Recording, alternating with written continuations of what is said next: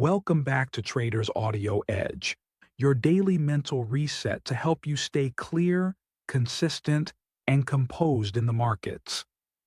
Today, we're going to get real about something that quietly destroys performance for even the most skilled traders. And it's not your edge, not your strategy, and not the market.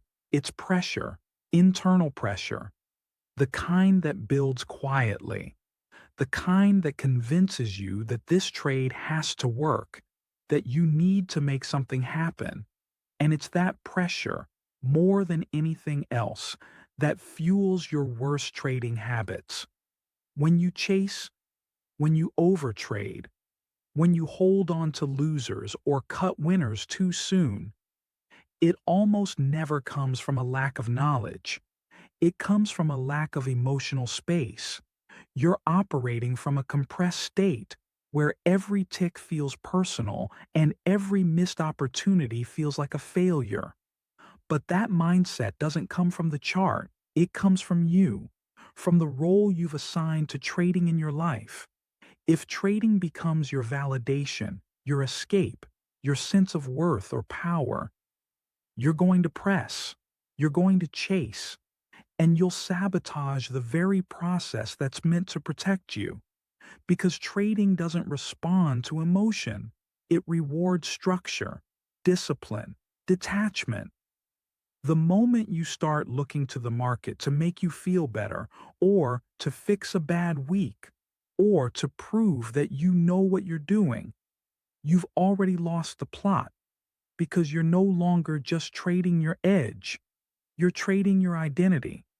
And once identity gets involved, objectivity disappears. So what's the way out? First, you must remove the weight you've put on every trade, not intellectually, but emotionally. This trade is not your last chance. It's not your shot at redemption. It's not your opportunity to feel better about yesterday's mistake. It's just one moment in a long series, one decision in a process designed to play out over time. And that process, it only works if you work it. That means showing up calm, neutral, empty of agenda. You follow your plan not because it guarantees a win, but because it protects your mind and capital over hundreds of trades. Second, you shift your self-talk. Instead of saying, "I can't miss this one," say, "If it's aligned, I'll take it. If not, I wait." Instead of thinking, "I just need one trade to make it back," say, "My edge plays out over time, not all at once." Language matters, belief matters, and habits begin where your thoughts live. And finally, recognize that pressure doesn't always scream. Sometimes it whispers.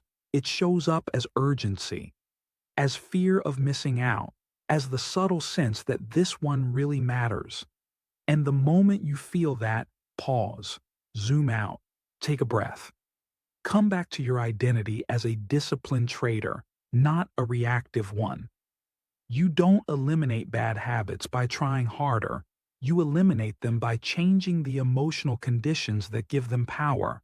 That starts with detaching your self-worth from your P&L and reconnecting to the process you committed to when you were thinking clearly.